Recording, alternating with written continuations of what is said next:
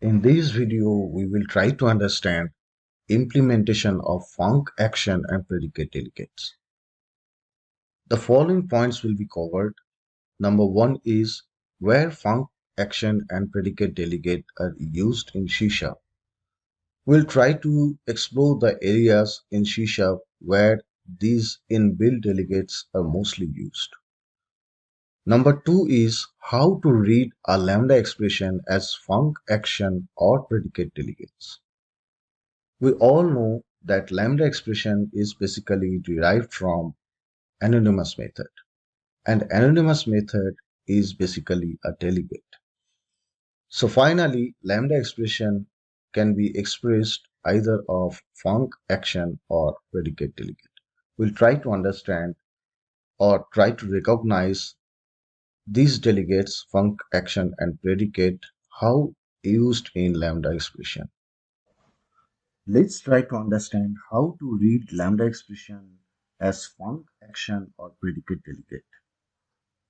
Lambda expression can be one-liner or it can be multi-liner. So in this example, it's a simple one-liner lambda expression. So we are taking one variable x and it's returning the square of x. So we need to analyze few things here to consider it as a method. If we consider this expression as a method, then the first thing is the variables within the bracket we consider as method parameters. There could be multiple variables as well. So here x is the input parameter. Then after the lambda operator, the statement written there we consider as method body. And the final thing we need to check whether our method is returning anything or not. If it is returning anything, then we would consider this expression as func. Here, the expression could be written as a method like this. So it is having one parameter x, so that is our method parameter, which is int a. And it is returning the square of x, which is also a numeric type. If we consider the parameter as integer, then the square of this parameter is also integer. So in this case, the return type also should be integer. And the logic is square of x, so we are returning square of x from here. This can be simply written like this: func int. The first int is the method parameter, the second data type int is the return type, and we can simply assign the expression into the object of func. The next example is also one-liner lambda expression. So here we are not taking any parameter and we are just simply writing hello inside the console. So let's analyze this expression. So we don't have any method parameter here, and our method body is simply just writing hello in console, and we are not returning anything from this method. So that means if it does not return anything, we can consider the expression as action delegate. We can represent this lambda expression by named method like this. So there is no parameter inside our method and it's not returning anything. So the return type is void. In the method body, we are simply writing hello in console. So using action delegate, we can simply express this like this statement. So we are taking one object of action delegate. We are just assigning the expression to this action object. This example we can treat as multi-liner lambda expression. So within the expression, we are just returning x star x, but we could have more lines above this. So if we analyze this method, this is our method parameter x, and this is our method body which is returning x star x. and we need to check whether this method body returns anything. So yes, it is returning x star x, which is if the number is integer, if the type is integer, so it would also return integer. If the type is decimal or double, so it would return accordingly. So simply, this is a func delegate, and this is the same method expression, and this can be expressed by func int. The first int is the parameter type, the last int is the return type, and we are just simply assigning the expression to our func object. Next, we can consider one more multi-line lambda expression. So here we have taken the same expression we have demonstrated earlier on action delegate. So here we are taking first name and last name as parameter, and we are just concatenating it and we are writing it in console. So in this case, these are our method parameters, f name and l name. And this is our method body. We have just written it in console, the name. We could have more lines of code before this print statement. And we need to check whether this method body or this method returning something or not. So no, it's not returning anything, it's just writing in console. So we can consider this expression as action delegate. This can be written simply like this. So we have a method, there are two parameters, and the return type is void, and we are just simply printing the name inside the method, and this can be expressed simply by this action delegate statement. So we have one action delegate having two generic type parameter as string, and we have created the object of this delegate, and we are simply assigning the lambda expression to our action delegate. This is one more example. Here we are taking a as parameter, and we are checking whether this is even number or not. So if it is even number, we are returning true, otherwise we are returning false. Now we need to analyze this expression. So our method parameter is a here. We can think that this is a number, as we are just dividing, as we are just checking whether the number is even or not. This is our method body. We have a return statement here, which is checking whether the number is even or not. So there could be more lines of code before it. And we need to check whether this method body returns anything or not. So yes, it is returning a Boolean expression. It's returning either true or false. So here we can consider we have one input parameter and the output parameter is a Boolean. So in this case, there are two options. We can represent this by a func. So the func expression can be int and bool. Okay, so the int is the in parameter, bool is the out parameter. We have declared one object is even func, and we simply assign the expression to that object. This can be also derived by a predicate delegate as well. So we know that predicate delegate always returns bool and taking one generic type of parameter. So in our example, it can be integer. We have taken one object of it is even predicate, and we are simply assigning our lambda expression to it. So that means if some expression is taking a generic type parameter and returning a Boolean expression, in that case, it could be either a func delegate or it could be either a predicate delegate. Let's see where func, action, and predicate delegate are being used in C#. Func and action delegates mostly used in lambda expression. Predicate delegate is used mostly in form of func in generic type T and the out parameter as bool or boolean format in lambda expression. These inbuilt delegates, that means func, action, and predicate, can be passed as a parameter of a method. That means we can pass some method as parameter inside a method. This is our class address having some properties like name, address line 1, address line 2, zip code and country, having some different types of parameter here. Let's create a list of address.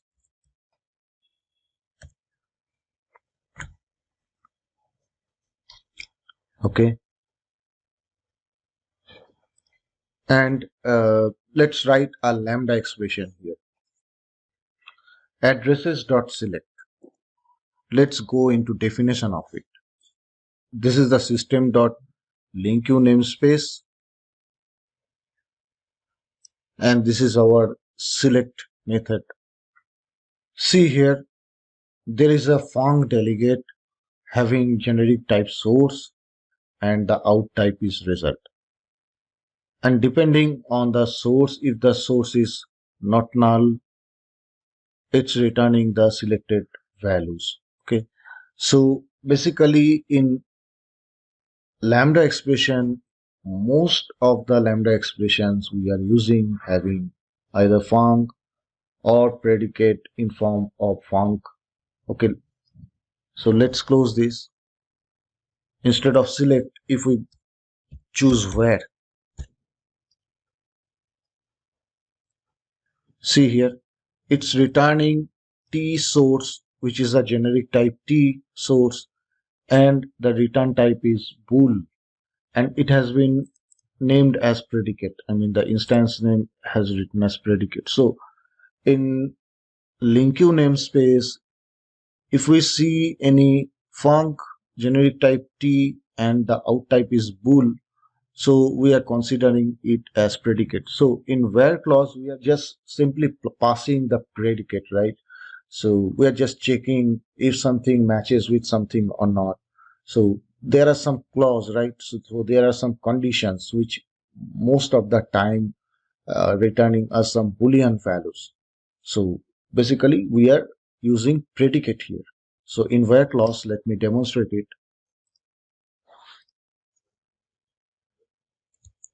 If we simply write x lambda operator x dot name, I'm just writing just a dummy logic, name equals to Sapan, then we will do something, right? Or we can select something. So that means this is a Boolean expression, right? It would either return true or false. So this is a predicate. So we are using a predicate in where clause in terms of generic type t source and Boolean. So this is a representation of predicate here.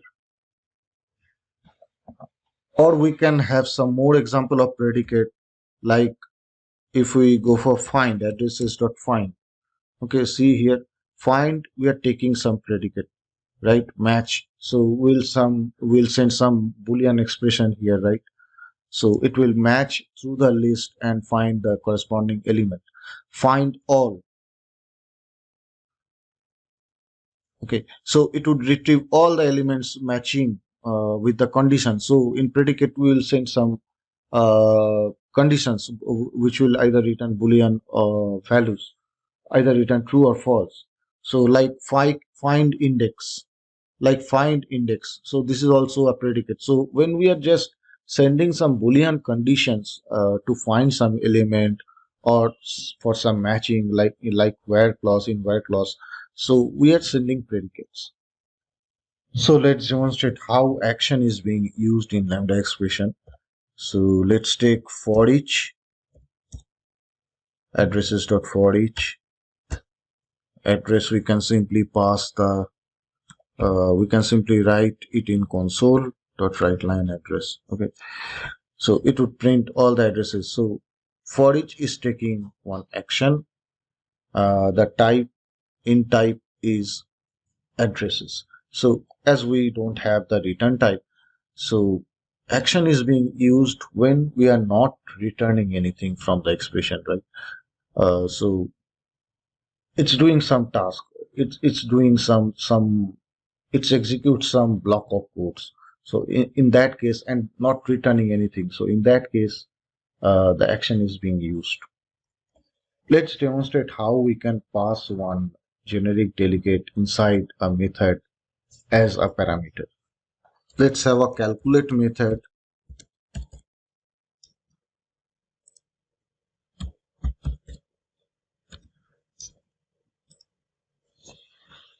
taking one func delegate having two input parameter int and one output parameter as string. Okay, let me return string form. And I can take these two input parameters by int a and int b.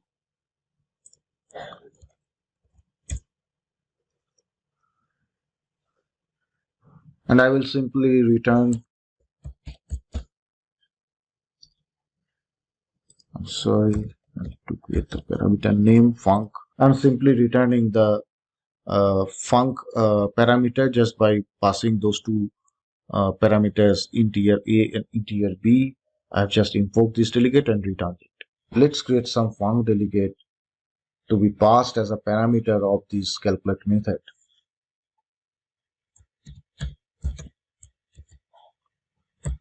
Int the return type is string func.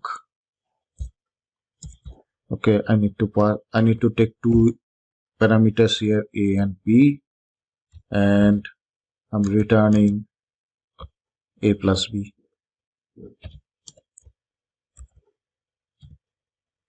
As our return type is string, so I need to convert it to string.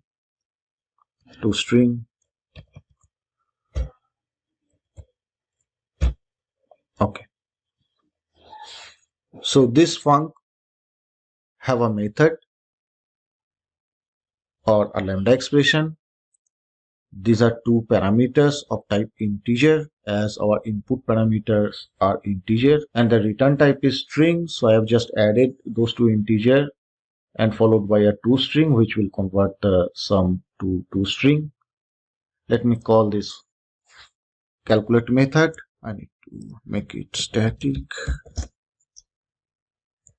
I just need to pass the func and pass these two parameters 10 or 20 and 10. This would add it and return it, right? So I will get the string. So simply I can write console.writeLine to see the output. Okay, we are set. Let's run the code. Yeah, so it's printing 30. So the method logic is written inside the lambda expression itself, okay, or the func delegate itself. We are just passing this delegate to our calculate method, and we are invoking the delegate from this calculate method, which in turn give us the result a plus b. Similarly, we can create more func having different calculation logic and pass to the same method. Let's create a subtract kind of func. So instead of a plus b, I can simply write a minus b. Okay, and I can write a multiply.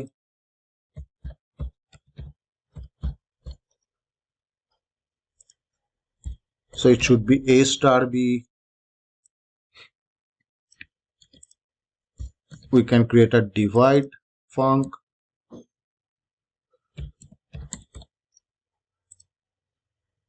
Which is a slash b.